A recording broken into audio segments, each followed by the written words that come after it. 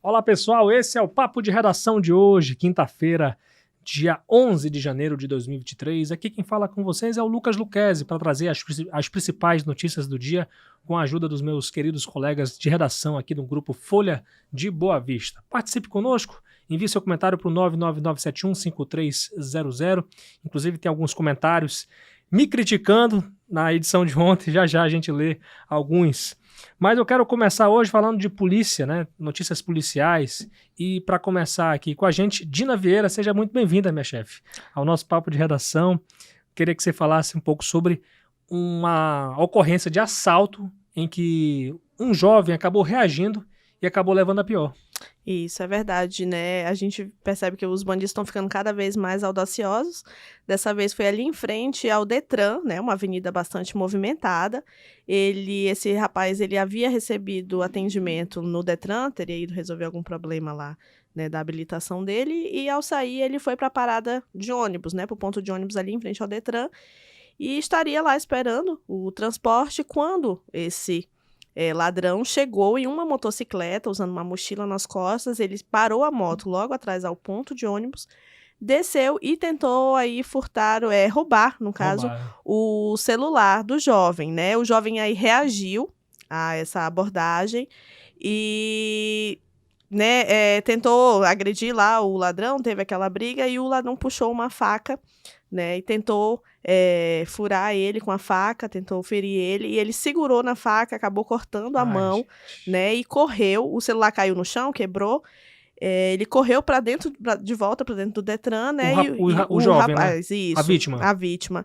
E aí o ladrão fugiu, né? E os funcionários ficaram assustados, né? O rapaz entrando ensanguentado lá dentro do órgão público. E aí ligaram para o SAMU no momento não podia atender, e aí eles pegaram uma viatura do Detran, fizeram, né, socorreram ele, levaram até o HGR, lá ele recebeu os atendimentos médicos, né? A faca ficou no local, lá perto do ponto de ônibus, que ela caiu, né?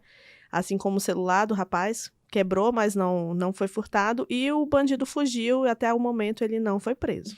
Que situação, hein? A gente vai para resolver uma situação e acaba trazendo outra situação complicada para a nossa vida. Infelizmente, a nossa cidade está cada dia mais perigosa, lamentável. A gente espera que as autoridades possam ficar mais de olho nisso aí, instalação de câmeras de segurança. Não sei se isso resolveria tudo, né? Na verdade, só registra, né? Iria identificar também, né, o infrator aí para depois ser preso, né? A polícia tem as características, né, que foram passadas, a cor da moto, né, a cor da roupa que ele tava, mas a gente não sabe aí se vão conseguir capturar. Pois é, pelo menos o celular não levou, apesar de ter tido um dano material, mas pelo menos dá para recuperar, acredito eu.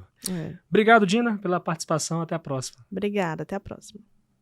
Bem, ainda continuaremos falando de polícia, notícias policiais com ela, Marília Mesquita. Seja muito bem-vinda ao nosso podcast mais uma vez, Marília.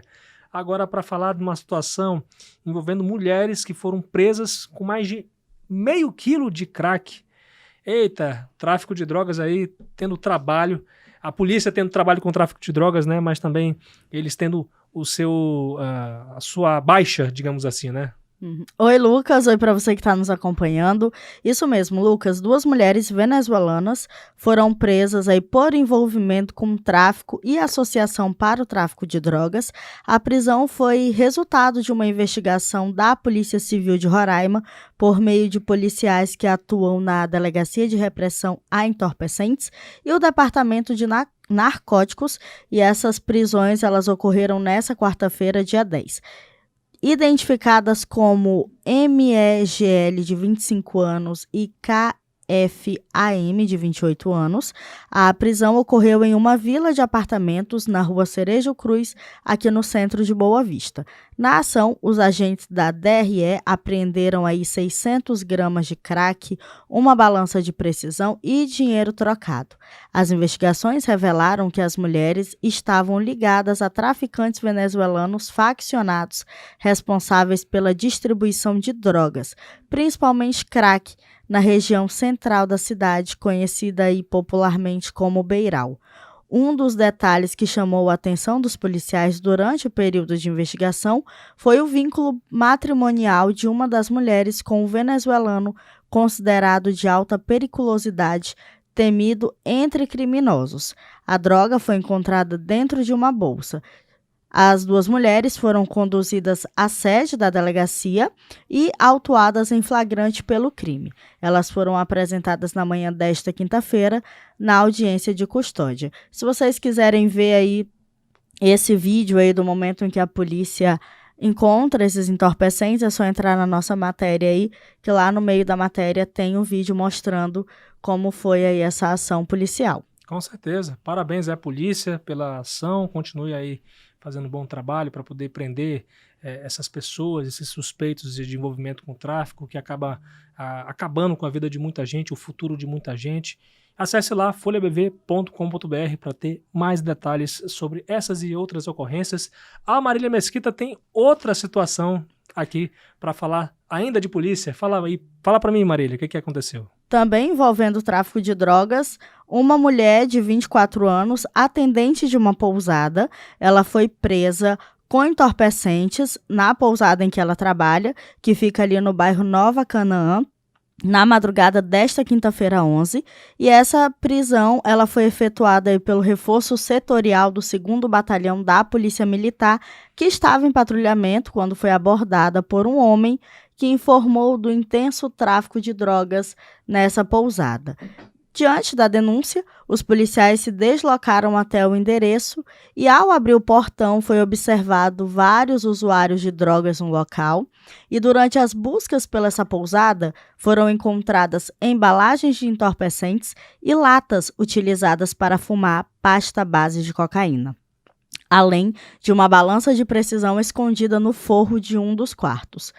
Dentro da bolsa dessa atendente foram encontrados 8 invólucros de pasta base de cocaína e, questionada se haviam mais drogas no estabelecimento, a mulher disse que havia jogado para o quintal do vizinho 10 trouxinhas aí da mesma substância, ou seja, 10 trouxinhas de pasta base de cocaína.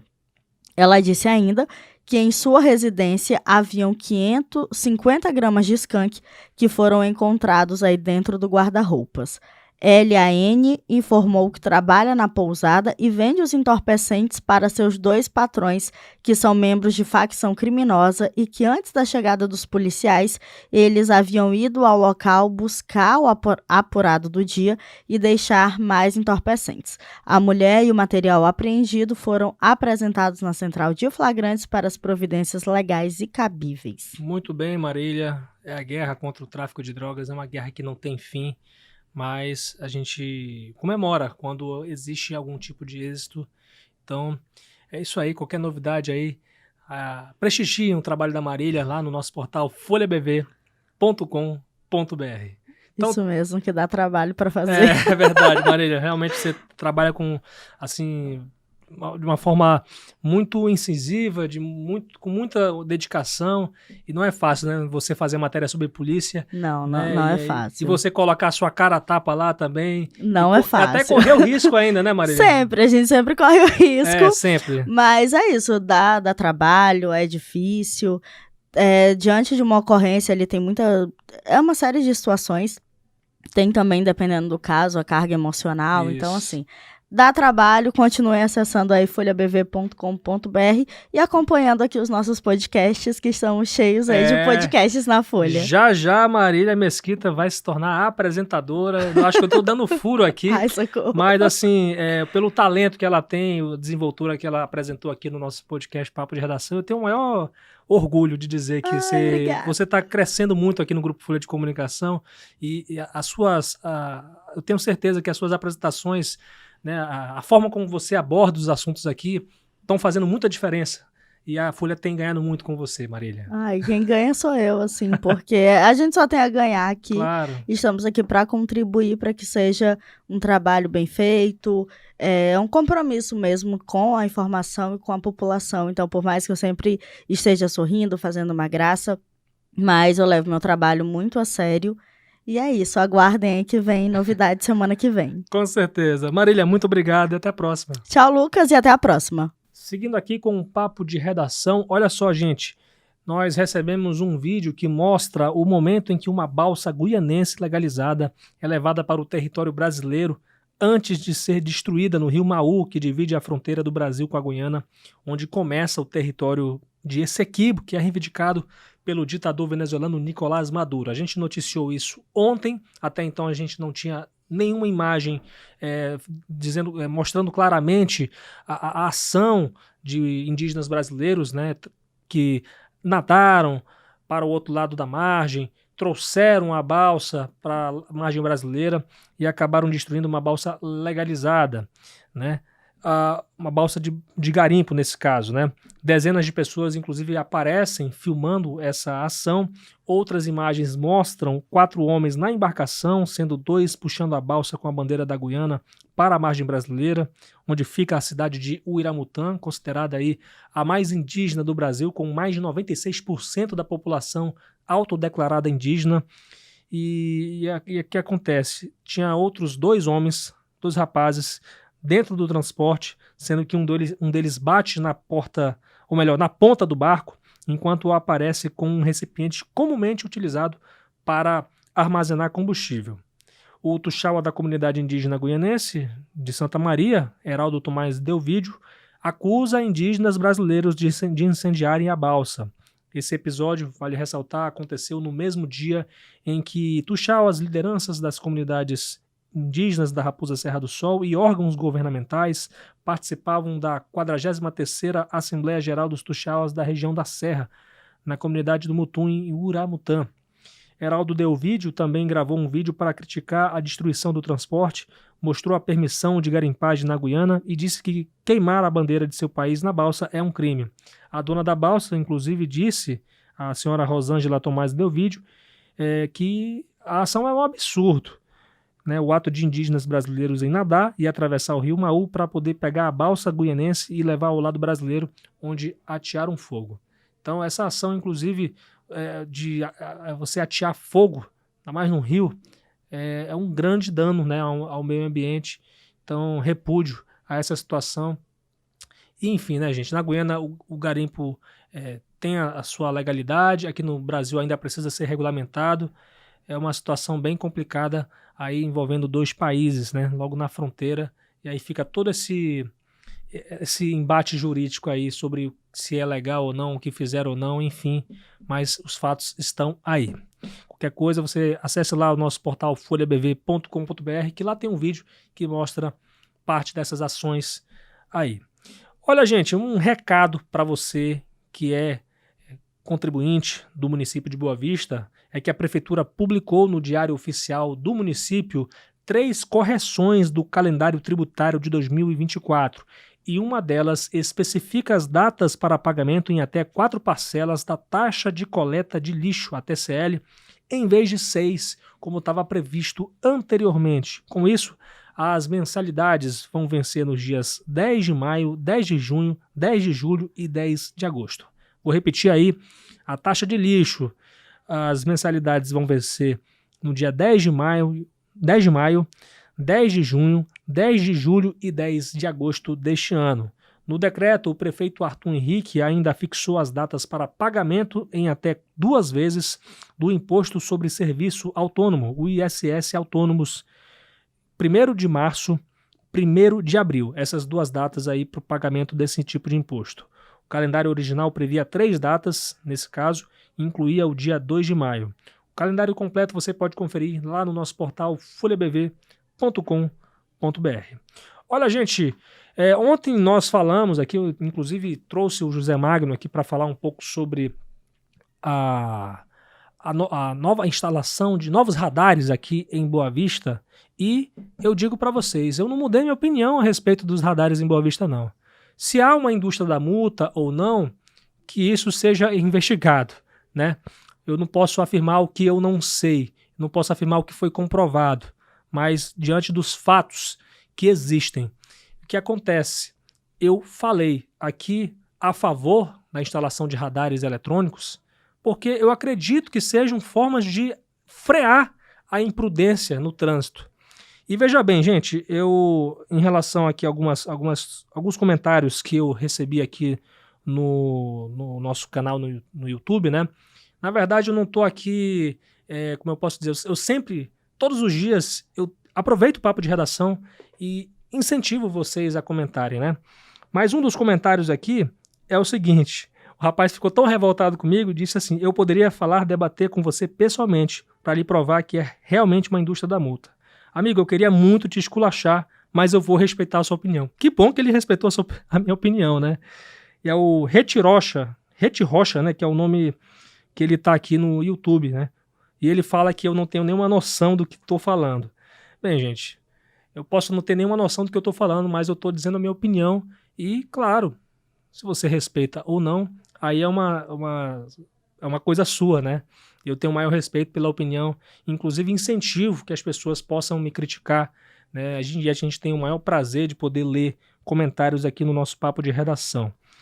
O próprio Reti Rocha aqui, como ele diz aqui, evita acidente nenhum. Posso provar que o Pardal é muito distante de onde acontecem os acidentes. Então, acho que ele podia ter aproveitado no comentário e falar seu argumento, né? O espaço está sempre aberto. Inclusive, nessa edição, o espaço está aberto para vocês comentarem aí sobre essa opinião. Eu defendo, sim, os radares eletrônicos. Infelizmente, é uma situação que é para frear a imprudência das pessoas que andam adoidados no trânsito, especialmente... e assim, gente, tem avenidas aqui que o pessoal anda muito doido, entendeu? Então, pode acontecer muitos acidentes no trânsito. Existem vias aqui que são recordistas de acidentes de trânsito. É o caso da Avenida Carlos Pereira de Melo, o caso da Edteve, né? Então, assim, não mudei minha opinião, espero não pretender mudar, mas até que alguém me prove o contrário, eu vou ter o maior prazer de poder mudar minha opinião. Eu sou um ser humano, eu sou um jornalista, mas eu sou um cidadão em constante transformação e eu vou ter o maior prazer de ler o seu comentário aqui. Deixa eu ver uma outra coisa. Marcos Ferreira comentou também na nossa transmissão do podcast no YouTube. Boa noite, José. Falando ao José que estava aqui ontem, né? Boa noite. José, manda colocar uma placa pare no bairro Laura Moreira, Conjunto Manaíra, Rua Manaíra. Tem um cruzamento perigoso, não possui placa. Deixa eu ver um outro comentário, se eu tenho mais algum outro comentário. Basicamente eram esses os comentários que eu tinha aqui.